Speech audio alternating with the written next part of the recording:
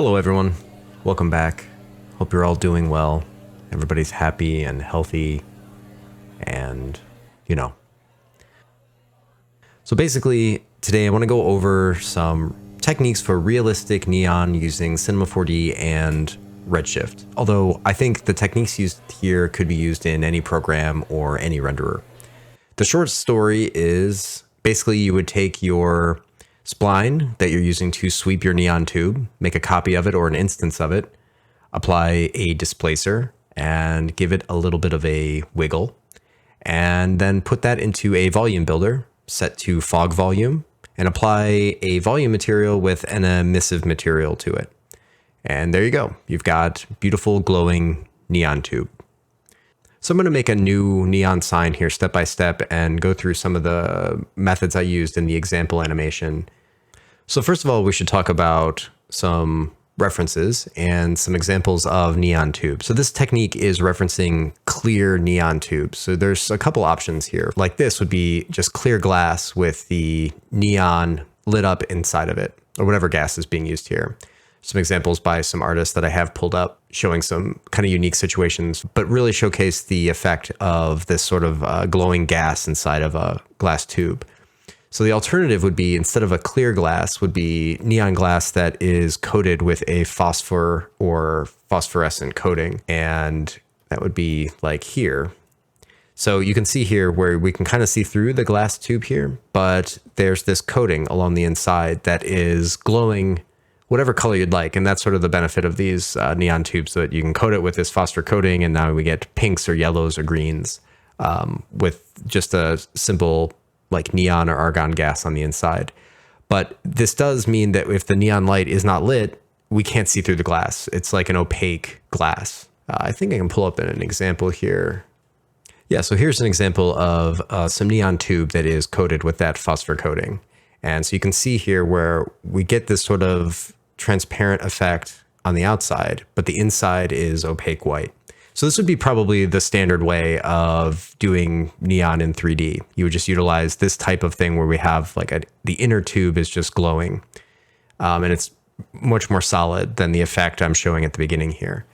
So what we're going to do instead is recreate this effect utilizing fog volumes. All right, so here we are in a brand new cinema scene. And there's a couple different ways to approach this. What we want to do is just get sort of our base reference sign graphic, whether that's like a logo or some text. In this case, I'm just going to be doing another simple text sign. And we can either do something like that in Illustrator and just save it out and then use that as a background. Let's go to the front view and hit Shift V and then just drag our exported graphic from Illustrator or Photoshop in here. And now we can utilize this as a reference to draw our spline. Alternatively, if this is just some text, we can just use a text object and do the same thing right within Cinema. So before we start drawing the spline, we need to think about how we want our neon sign to work. I'm going to pull up the references again, and you can see a good example of it here. So like in E example, we've got the sort of back tube coming up that's blacked out, and then coming around and then dipping down below this other layer, coming back up and around, and then ending lower than it started.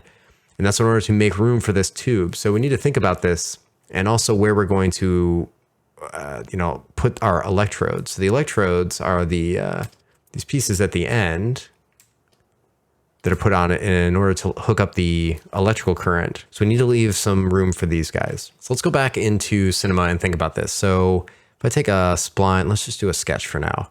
So we need to think about this. If we want the cords coming down here, that would make sense. We want our electrode here and maybe the electrode here. Okay, so that means we need to start the tube here. So we'd probably want to come up and around, down here, and then over. Now we need to think about this here, because if we want to end here, we're going to want to connect the H and the I up top. So I'm going to come down, up, over, back underneath, and then down here, this way, and then end here. Something to think about here. So this is a pretty small section, and we need to think about how big our sign is, and if there's enough room for this electrode. If this was a pretty small sign and the electrode has to be, so big, it may run into this part here. So alternatively, we could put the electrode back up here behind this piece. So just some things to think about, like how this tube would actually exist in the real world. So let's just try this out, and we'll just try to make this fit in this section here and see how we do. We might have to change it. So I'm going to switch my tool over to the just regular spline pen, and I'm just going to click, and I'm just going to kind of go sideways for now and keep it on the same level and just try to stay in the middle of the text. Although this is not really that important. I feel like if it's a little bit wonky, it kind of adds to the handmade effect. So I'm not going to be too concerned about it.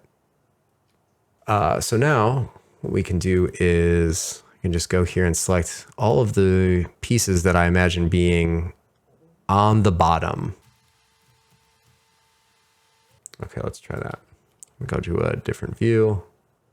We can just move these back in space.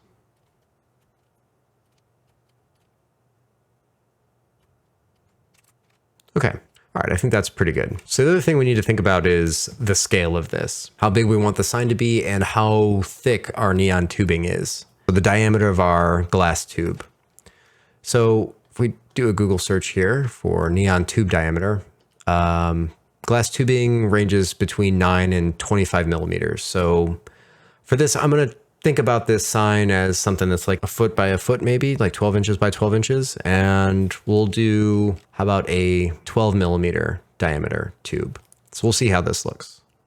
So let's put this under object and let's get a circle spline. And the radius is going to be 6 millimeters.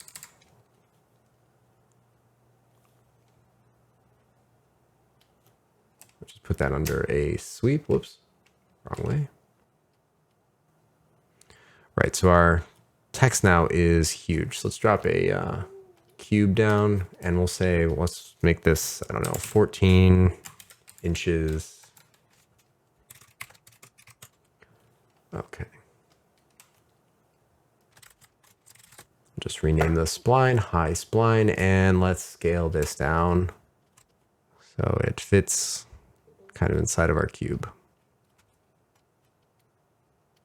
Okay, that's not bad. Should be okay. Seems like we have enough room. What I do want though, I would want this to come back up. Let's have the electrode coming back up this way. So we should add some points to this.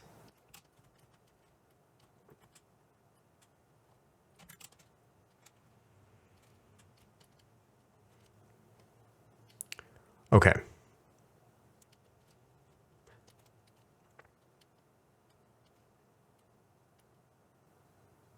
Okay, so we've got these harsh corners, and what we need to do is figure out the sort of the rounding that these tubes would have, and it'd be pretty significant. If we go back to our references and take a look, you can see like how wide these curves need to be.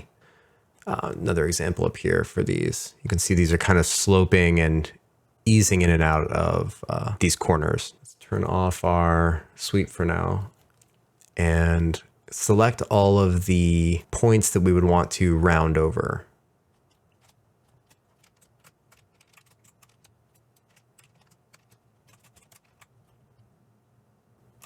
Okay, really we just need to select everything but our last 2 points. And I can just right click and then do a chamfer.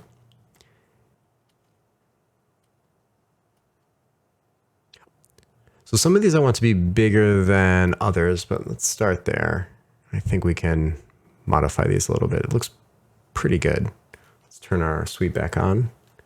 See how we did. So I actually feel like the tube is a little small for our example. So maybe let's bump it up to like 24 millimeters, 2.4.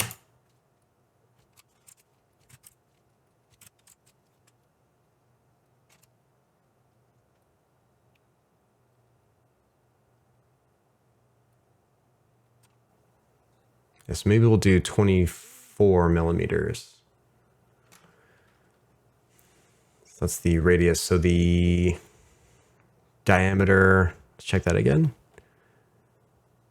Yeah, the diameter, the outer diameter is 9 to 25 millimeters. So we'll do 24 millimeters. And that seems pretty good. And we may want to just take this down a little bit. Just, oops.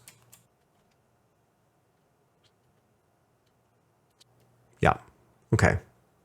That feels pretty good. So maybe just like a small little sign. Got enough space in here. So we just want to readjust the points so it makes a little bit more sense.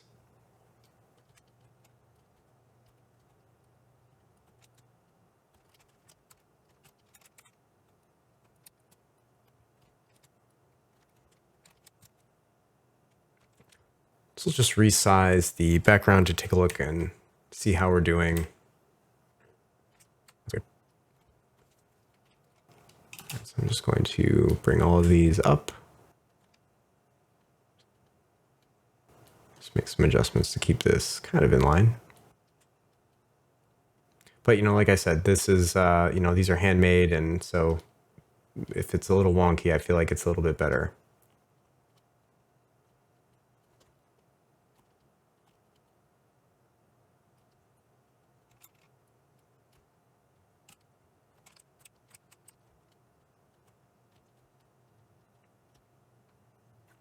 Okay, I think that's pretty good. It's kind of wonky enough. So we'll turn our sweep back on.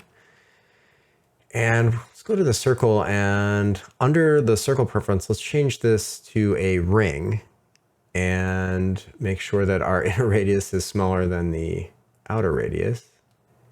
And I'm just going to try to get a good sense of this. Let's look at the top. Let's also go to the sweep and turn off caps so we can see this. There we go. So it might be a little thick. Let's do 1.05, split the difference. So that seems pretty good. So also we need to adjust this to make sure we're not intersecting. So we need to back up these points. Just gonna hit S to center this in the view and zoom out a little bit. Turn this off and let's go to point mode on the spline and just select. Actually, we can do this a different way. Select all and go to scale and take the axis on Z back here and just scale along Z so we can extend this back out.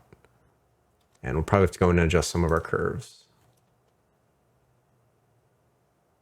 We'll see how that looks.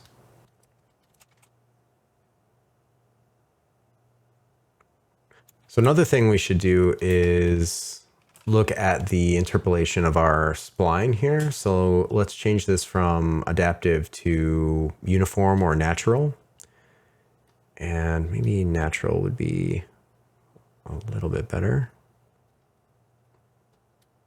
So we need to decide also how we're going to do this. If we want a high poly count now, or if we're going to put this into a subdivision surface. Because this is just a small sign, just high, I think it's fine to go pretty high with the poly count here and not do a subdivision surface later. Now, in the other example, I kept the poly count high on the OK portion, but the poly count low in the initial sweep for everything's. There's some pros and cons to that, and I can go over that a little bit later when we get into adding some more of the details in and dealing with vertex maps in order to apply our blackout paint, some other surface imperfections. So for this case, I'm just going to go with this sort of high dense mesh.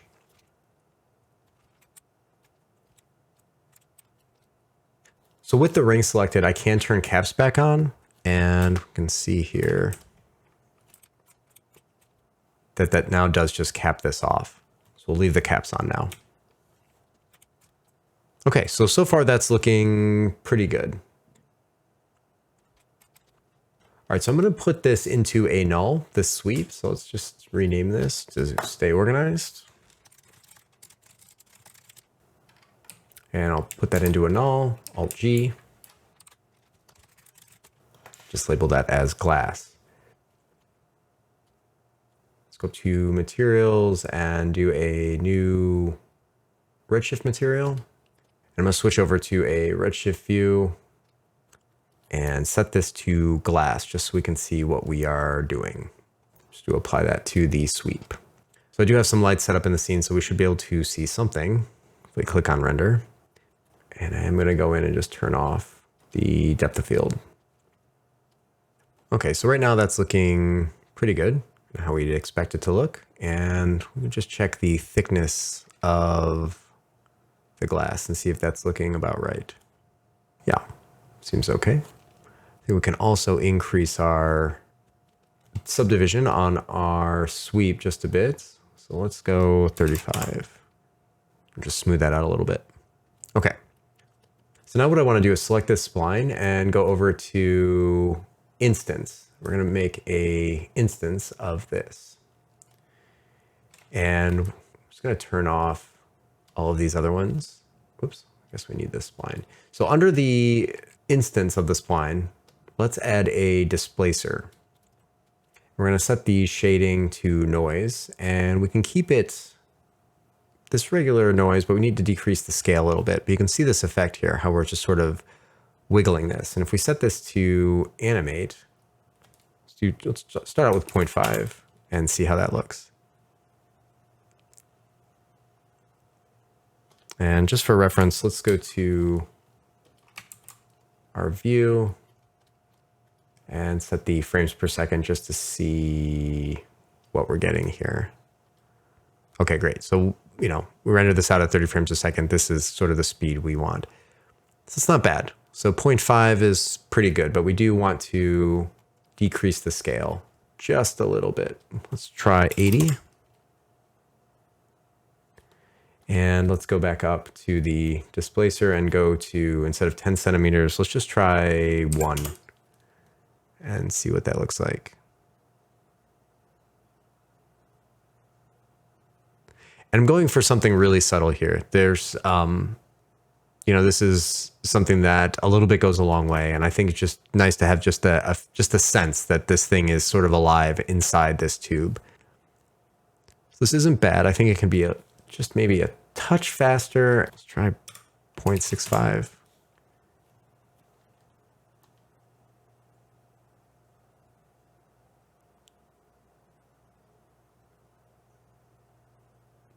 Yeah, that's not bad. Okay, so we're going to use this instance in a volume builder. So let's select that. I'll just hold down Alt. Missed it. All right, so right away I'm going to go over to Grout Shading and we can see something. So we need to change this to fog. And we need to change the voxel size to be much smaller. We're working at a pretty small scale here, so I'm going to go right to 1. And I'm going to click on the spline instance. And you can see our radius is set to 15 centimeters, but we know that's way too high. So let's just try this at 1.5 for now. We need to decrease the voxel size even more. Let's do 0.2. So the other thing we need to do is select density and crank that up like 15. And we see the effect here. So it's way too big. Let's go 1. What's our diameter? 1.2. So this should be less than that. Maybe do 0.75. And we should be able to hit play and get some pretty decent feedback on this. Kind of see what this looks like. So I think the effect of this is still a little bit too strong. So let's go back to our displacer and the height, let's maybe do 0.6. Because we don't want the neon to really come in contact with the glass. So we need to keep that under control. And I think that's looking pretty good. All right, so let's immediately go back up and name this Volume Builder. This is important, especially if you're doing multiple pieces to assign, to keep your volume builders labeled as quickly as possible. Once you apply a material and rename the volume builder, you would end up breaking the link of the material. Let's call this high neon volume. Okay, let's do a redshift material volume. And we just need to go to the volume node, and we're going to go down to the emission and select volume builder, high neon volume. And let's apply this to our neon volume, and let's see if we need to do this first. Let's see if this does in fact render without putting in the scatter channel. Doesn't look like it. So I think we do need to put this in. There we go. Okay. Another thing we need to set is the voxel fall off for our spline. And we go down here, inside voxel fall off is set to 1 voxel right now, but we can do maximum voxel fall off, and this should allow us to get a little bit more of this fading effect. So you can see immediately that that helps out. So it looks pretty good right now. And let's go ahead and turn our sweep back on and see how this looks. All right, getting there. So another thing we need to think about is how this is going to be lit and illuminated. So we need to think about our exposure for our scene. So immediately I'm going to just put in a plane right behind this text here as just a quick stand-in wall. And I'll just set this to Z+ and move it back a little bit, but not too much. Okay. You can see a little bit of the effect of this, the emissive material here. The emission setting is doing a little bit for the wall, but let's crank this up to 10 and see. All right, so we're starting to get a pretty nice effect there, but right now this is feeling pretty uniform.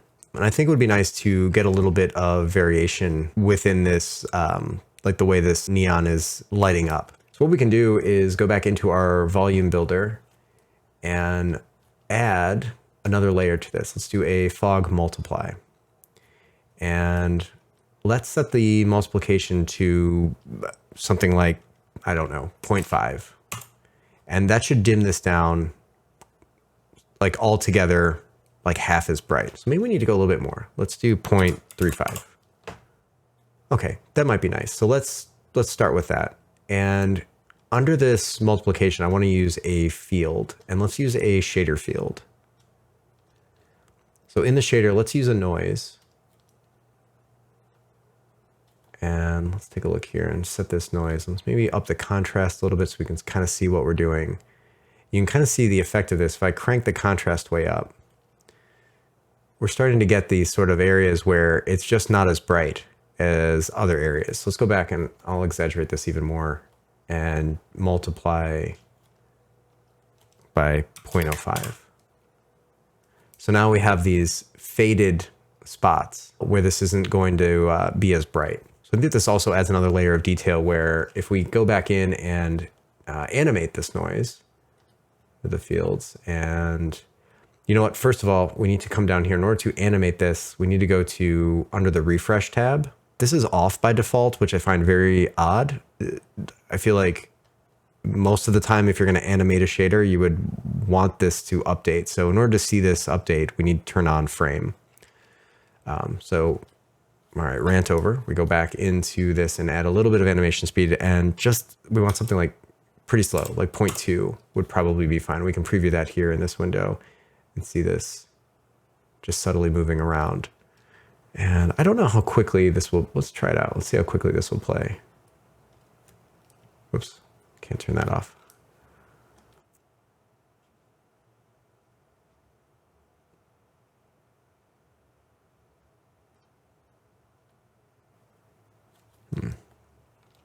Might need to take this scale down. Make sure this is working.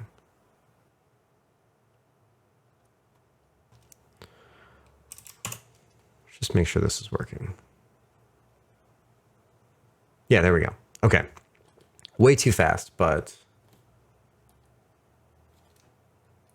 Okay, so maybe we need to increase the speed just slightly, maybe like 0.35 to get the effect. Because I feel like we should be able to see something happen about, a second in. We should see the change.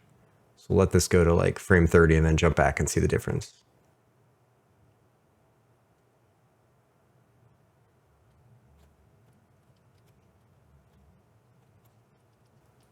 Okay, yeah.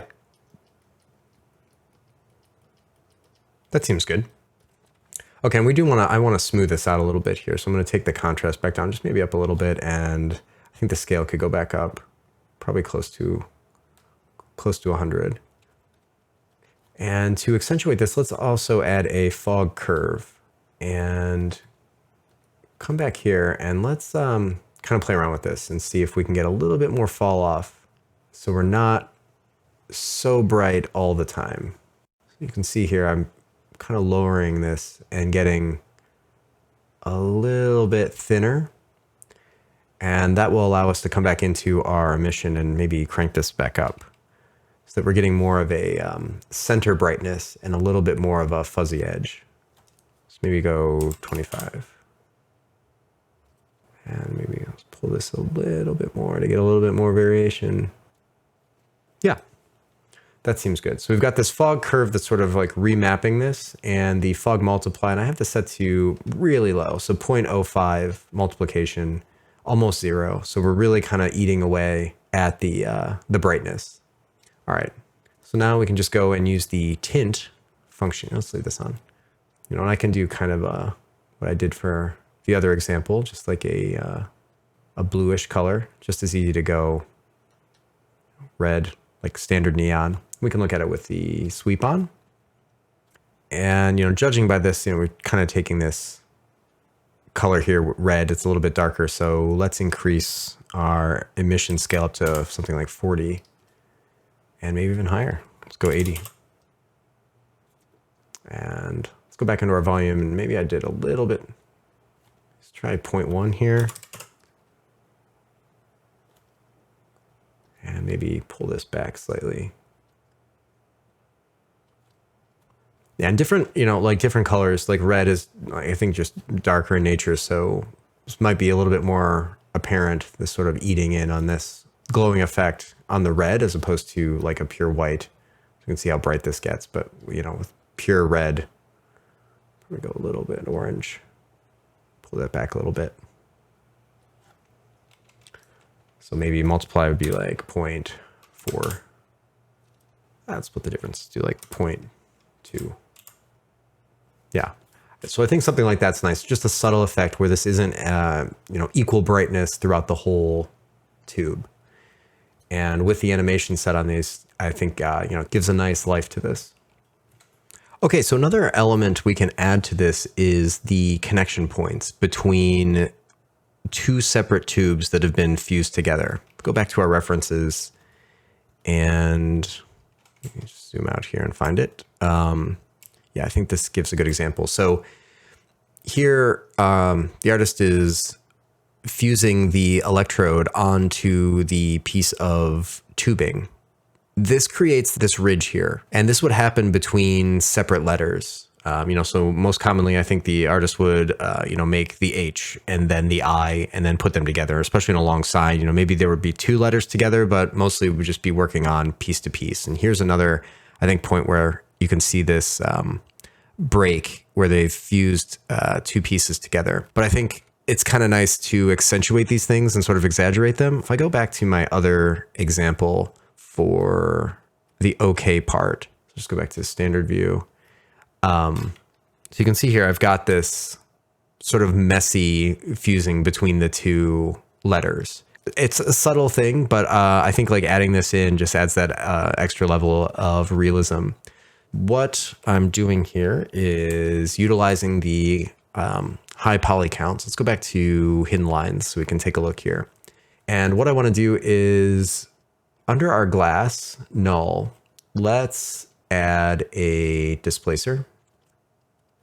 And let's just put in a color. And this just balloons out in all directions. So let's just take the height to 0.5. And if I turn that on and off, you can see I'm just sort of ballooning everything out.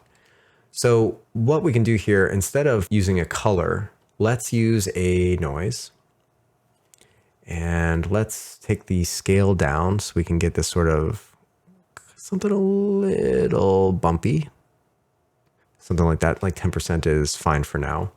And the other thing I want to do on the displacer is change this from intensity center just back to intensity. And so now we're just going outwards instead of both in and out. And what I want to do is just limit this to an area between these two letters. So somewhere around here in between the H and the I would probably be a good spot. Makes sense, right? So the artist would bend this to like a 90-degree angle and then fuse it with this I. So I'm going to do that with a field, and we'll just use a box field would probably work. And this could be pretty small. And I'm just going to do an animation tag, line to spline, and pull in our original high spline without the displacer on it to give it that wobble. So we're going to use the original one that's just straight. And let's just sort of move along the spline, and there we go. We'll put it like right there.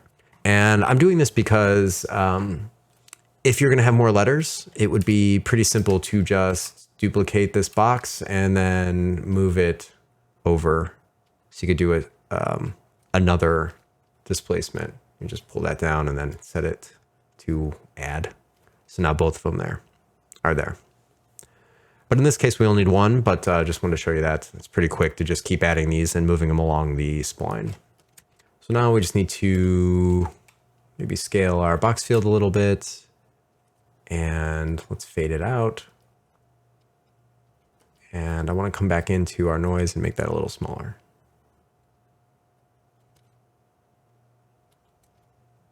I'm just going to make this a little bigger and try to fade that out more.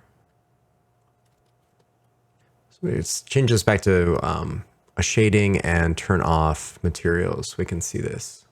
Okay, that's not too bad. I just need to make this a little bit smaller.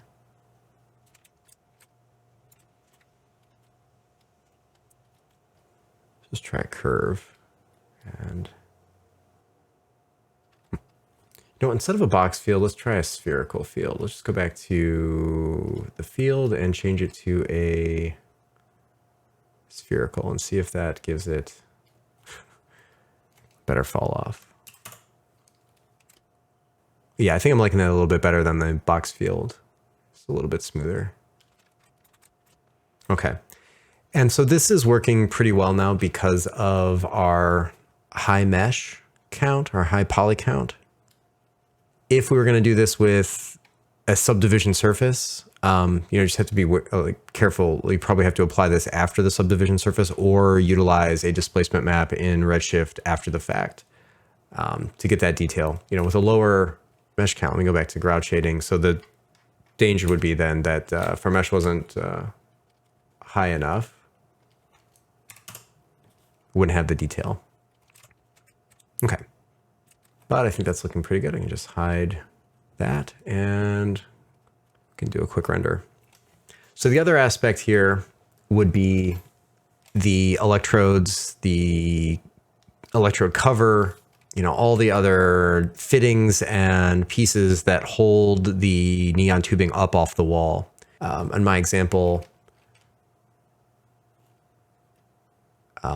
this is where a lot of the details come in, where the standoffs, the wires that hold it on, the screws that hold the standoffs. We have our electrodes underneath the electrode covers. Go back down here, electrode caps. So do lines. So I've got the electrode that I've modeled here, along with the I think it's called GTO cable. It's got a reference again. So this is where getting good references is key. So it'd be like, example of this cable, you see the texture on it, this writing. We've got the electrode covers, kind of looks like silicone or something, would be non-conductive, like plastic or something, and the electrodes. I've actually modeled the standoff and all these things, for my personal project. I found a good reference here on Etsy. Someone was selling these. So I've made a file here. I'll just load up for a second.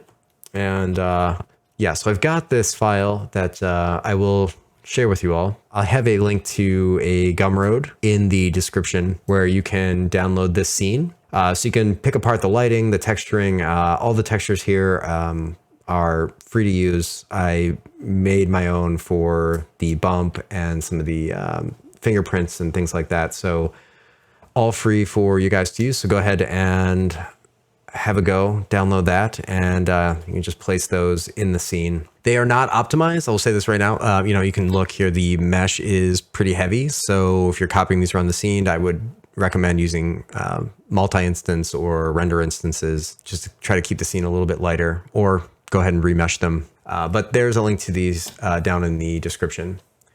So this is just a matter of placing these around the scene, like the electrodes on the ends of the tubes. And to be honest, so I can, let me show you real quick. I didn't even really attach them. Just copy one of these over to the scene, and might have to resize it, although it looks like it's going to work out pretty well. Oops. It'd just be a matter of placing this in the correct spot and giving it the correct scale. So this is what I was talking about before. Do we have enough room here for this electrode? And not really, but we can kind of cheat it and just maybe place it at an angle and put it behind here. And then we can maybe scale it on everything but its y-axis. So I'll just hold down shift and hold this. So we're just making the whole thing kind of fatter. We're just fudging it a little bit. There. So it's just a matter of like kind of lining these things up and getting the angles correct. But for the example that I have, I'll go back to my scene. So we've done like a pretty crude job there. There we go, close enough. So that's going to need fixing. Obviously, we'll need to angle this out and readjust our spline to match the angle. But on mine, you can see I did the same thing. And if I go to the electrodes, this is the left one. This isn't connected. It's just sitting close enough where you don't really see it. And the seam that you would see in this glass probably wouldn't be that far off from the sort of little bump that you'd see where these electrodes would be connected anyway. That's maybe not the best example, but like something like this, you can see this sort of waviness here that happened. But if somebody was a little bit more crude, I mean, here you can kind of see this line here anyway. So if you want to be Neon professional, you can fuse it together and connect all the polygons, but I don't really think it's that big of a deal. Save some time, fudge it. Let's pull this back so we can take a look at this, see how we did. So I should save before I crash this. Okay. So here's another thing. So what we want to happen is we want the neon to be longer than the glass on the outside, right? So what we can do is take our sweep and go back to the object, and the end growth we can pull back just slightly so it is not all the way to the end. And then we can reposition our electrodes so that the neon gas that's being utilized by our spline instance is going into the electrode. And we would want to obviously tweak this a little bit more, but so we can go back to our spline and let's just turn this off and take a look. We can just select, whoops, it's a little smaller. Let's hide the electrode, and we can just move this out and scale it up to keep that curve. But that way, the like we have over here, it's probably pretty good. So we want that the neon part to go further out. Let's turn this all back on and whoops, back to the electrode. Right. So maybe we went a little bit too far, but it's not too bad. Just solo that real quick and move that last point back. There we go.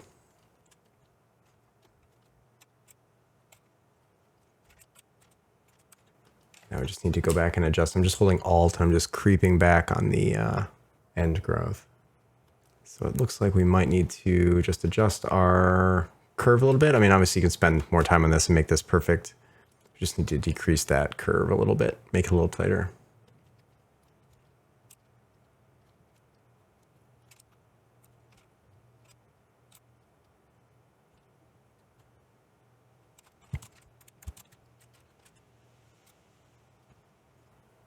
All right, so, You get the idea. So basically what would happen then is just putting the electrode cover on and then running a cord down. So just be another spline. So if I wanted to add the cable for this section, I would just go to the spline pen tool and just make a kind of a rough shape and let's kind of move this into the general area where I want this to start, just next to the electrode. And then I would go back to point mode, select the last point and just drop it way down. Then maybe do this one and rotate it and kind of drop it down. And I would just put this right up next to it. And we could do the same thing and grab the cover for the electrode from the other scene file. But first I'm going to just put a little sweep on this, a circle, and just do like 0.2 diameter, 0.2 radius, excuse me. I always get that wrong. Maybe we could do 0.3. Yeah. And just adjust these.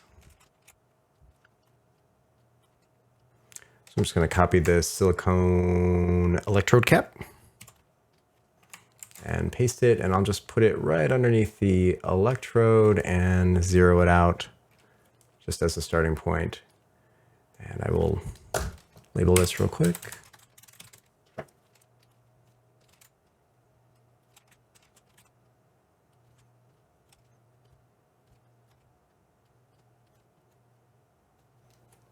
To make sure my plane for my circle is set to XY. Now it's actually a 3D cable. And I'll just go back into the spline and adjust the points so it fits inside. And so you just play with this to get this kind of a realistic fall off. Give it some weight to it. And adding some like kind of kinks and bends into this, can help sell it. But yeah, let's do a quick render. Yeah, not bad. So the other aspect to this is the blackout paint. Now, in my example, I chose to go with a white blackout paint. I don't know if that even exists. I just thought it looked nicer for my scene. So what I did was generate a vertex map on this and used a material blender. So I blended between the glass material and a painted out material. So the way I did that was on the glass sweep. So in this hierarchy here with the null, I'm going to utilize a correction deformer to get access to the vertices. And what I'm going to do is come up glass and add a correction deformer. Now this could take a while to calculate based on the density of the mesh. So for this purpose, I'm going to decrease the amount of segments in our spline. So I'm going to go down to maybe 20. Let's go back to hidden line and take a look. Maybe even 10. And in the circle, 4. Okay. So we can go back and see we're losing detail in our little, connection point here, but you get the idea. So under the glass, I'm going to go to correction deformer, and if I can find it, correction, there we go. I just held down shift, and that seemed to work okay. Okay, so with the correction deformer selected, I'm going to just select one point or a couple of them and go up to select, set vertex weight. I'm going to set that to 100. Okay, so what I want to do is under the correction deformer, we're going to go over to fields and under object, sorry, need to click on the actual tag, and under basic, use fields. Now under the fields tab, I want to add a linear field. And I'll set that to Z+. And let's take a look at this here. We need to select our correction deformer. And let's take our linear field. It's hard to visualize here with this.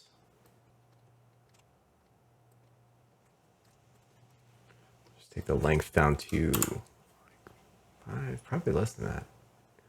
3. and kind of see the back half. Oops.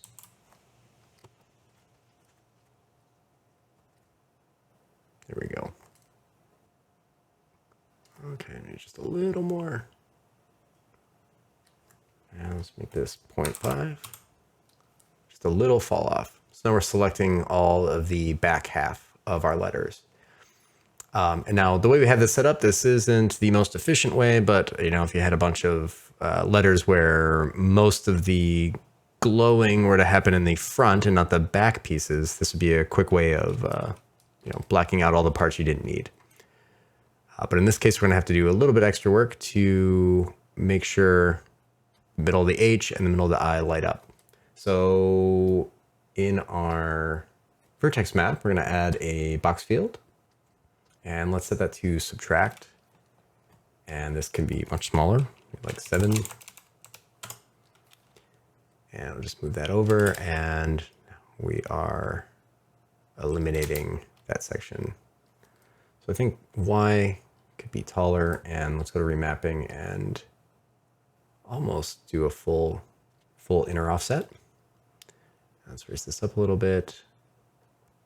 And this could be just a little taller. And I'm gonna move this over because I like the fact that the box field here is removing the selection from right around the electrode. It's kind of nice to have this part glowing. Let's make that just a little smaller. And yeah, that seems pretty good. So now we're just selecting these back parts. Now we need to do the same thing. Let's do another box field. I can copy this, but I think I have to drag it in manually. Yeah. So we need to set that to subtract and move it over here and scale it down. And be just a little wider. Great. Okay. So now we select our glass material. I've renamed this our neon glass, high neon glass. If we go in here, let's go to material. We'll grab another material and a material blender. So we'll put our glass material right into the base material color. And this material, let's make it some color we'll see just for now. And we'll put that into layer 1. And then we just need to grab a vertex map, C4D vertex map, and highlight it and select our, before we do that, let's just make sure this is labeled correctly. Let's just call this blackout high and drag that into this field. Let's preview that by connecting it right to the output and making sure this looks correct. Yeah, and that looks pretty good. And we can add a ramp to this.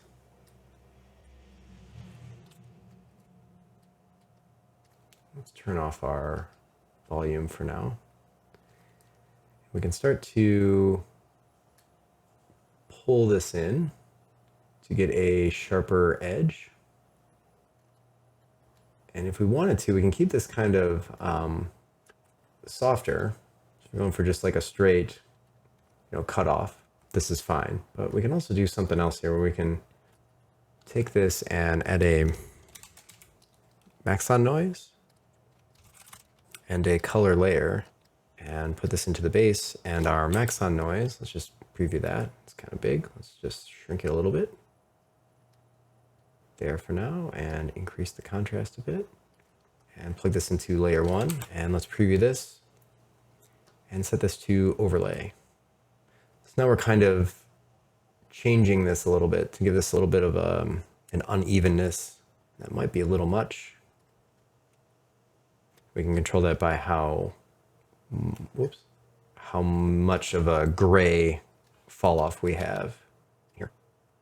You can see this kind of gives us a little bit of a breakup. Just up the contrast a bit. And of course, this is going to look different with a higher res mesh. So I've lowered it here just for tutorial's sake for the speed, but you can see we kind of get this warble effect. Might want to increase the contrast a bit here. Maybe a little bit bigger. There we go. Yeah. Okay, cool. So now if we preview this with this selection set to layer 1 blend color and put this in, we should see clear glass with blue. Now we are getting, I can see here what it looks like. Let's get rid of our wall and delete our cube and move this shader field down. There we go. All right, stay organized. Okay, so it looks like we are getting some of the, did I not? There we go. Okay, so we need to fix that. That would be with our linear field. So let's go back and do this like 0.1, maybe 0.2, and just bring it backwards. There we go. And this box field can go down a little bit. I think this is this one here. Just lower it a little bit and move it over. I might need to add another one. Yeah, let's just add one more little spherical field or box field here to erase this section. Let's just do a spherical field. Set to subtract and probably like 2. Maybe 4. There we go. Okay, so nice and clean. But we have a problem here. I want to show you. If we zoom in on this, we can see a problem. Let's find a good spot here. If we turn our volume back on, I don't know if you can see this, but our paint is also on the inside of our tube. Yeah, we can see it here. So this should only be on the outside. So we need to come back to our correction of formula. Let's turn this off and turn off our volume. And we're going to just deselect our vertex map. Now we have this single point selected. I'm just selecting one point on the inside. And I'm going to hit U, W. And that's not going to work. So what we need to do is go back into our sweep. Where is it? There we go. Our sweep, and turn off caps. Okay. So we just need to unselect our vertex tag, and with the caps off, I come in here, just making sure I'm selecting a single point on the inside. I'm going to hit UW for select connected. And now I'm going to go up to select, set vertex weight 100, and immediately come back and rename this inside. Okay. Now we have another vertex map. So let's go back into our material and using our color layer, let's grab a new vertex map and drag inside into this, and let's preview it. So we can see here, if we look sort of down this tube, it is white, but the outside is black. So what we want to do is limit our first vertex map to only the outside. So let's invert this one. So now it's black on the inside and white on the outside. So now if we take this and set this to layer 2 and set this to multiply and preview this, now we can see that we've got the inside deselected and only the outside back white. So now if we put this in, we can see that we're getting much better result now. Only the paint, now the paint is only on the outside of the tube.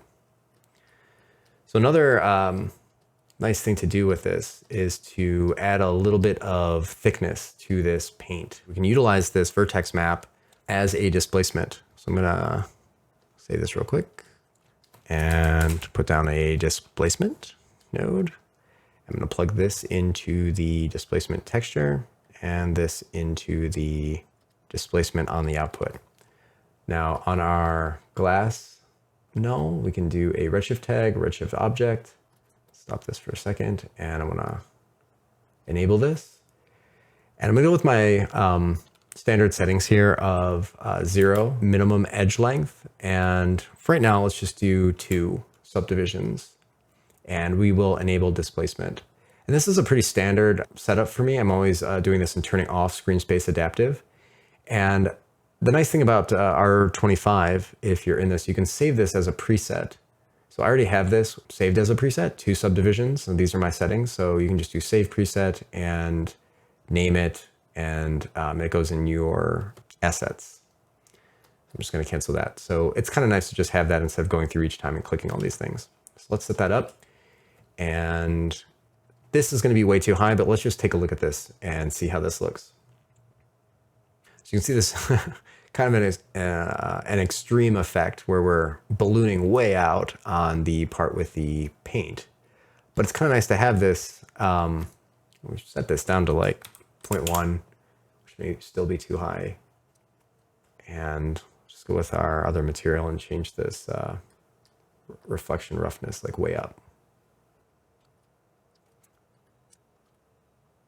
Then we've got this subtle little bump here in between the two, and you can go back down here and increase the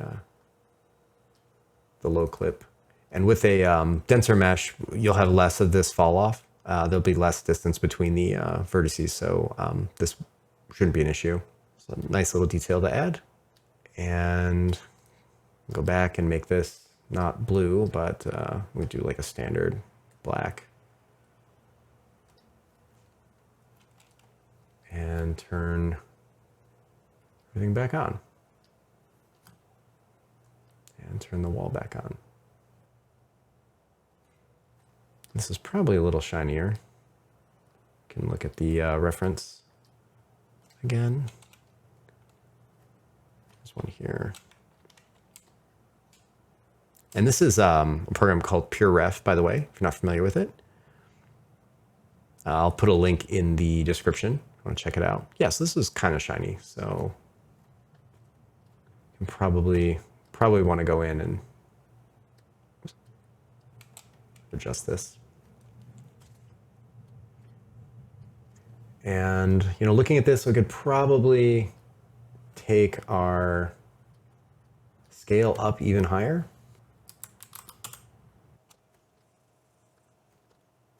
And the rest of it would just be placing the other supports and screws and just some of the little details, adding texture to the cable with some writing on it, getting a good reference of this, I think it's GTO cable is what it's called. Just doing this sort of texture on here and putting some scratches, fingerprints, some other surface imperfections on the glass, and also some scratches maybe on the blackout paint, putting some texture on there, obviously texturing the wall, and the assets that I'm sharing here are already textured, and it's got some detail to them, so shouldn't have to do much work there. I do have some of the post effects on, so you're seeing this sort of streak and bloom, which helps a lot in these cases. You can see without it. Bloom definitely helps in cases like this, and also utilizing aces helps a ton. We're dealing with really saturated colors and bright glowing objects. So 2 things that aces handles extremely well. So you're not going to get the banding you would get utilizing just the old workflow. Aces does a nice job of blending these super saturated colors. So you're able to really push these. So this is almost a purely saturated, almost all the way up. And that helps a ton. So setting the bloom and playing with the threshold here, we can get some nice sort of atmosphere. And the flare or streak helps as well. I just realized we didn't black out this section here. It's more of the same thing, but I just want to do that real quick. Go to our correction deformer and go back to our blackout vertex map. And we're just going to add another box field. So let's go here and click on box field and make it smaller. Let's readjust this here. Let's take a look at this. And it can be a little smaller.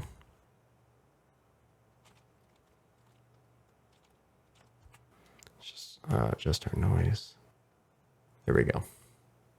Kind of our low res mesh here is kind of fudge it a little bit here. Try to make it a little bit less chunky. All right.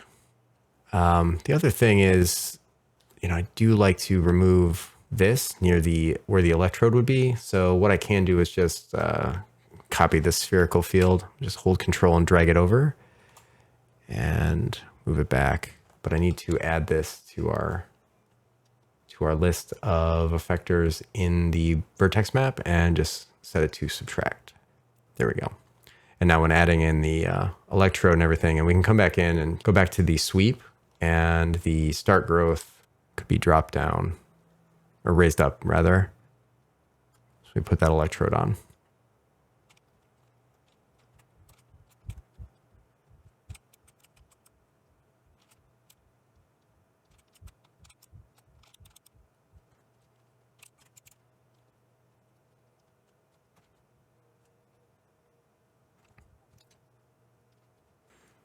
Okay, so I've just gone in real quick and just added that other electrode and the electrode cap. There are some wires coming off of the electrodes, like we can see in the examples here.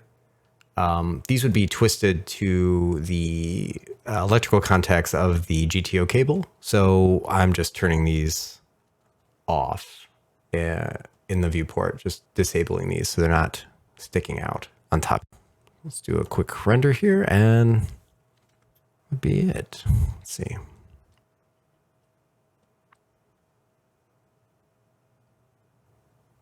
Yeah.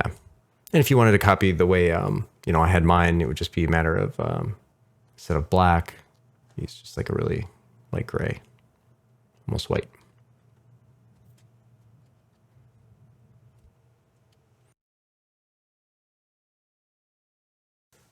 All right, I think that wraps this one up. If you have any questions, feel free to ask them in the comments below. Thank you so much for watching, and I will see you again soon. Bye, everybody.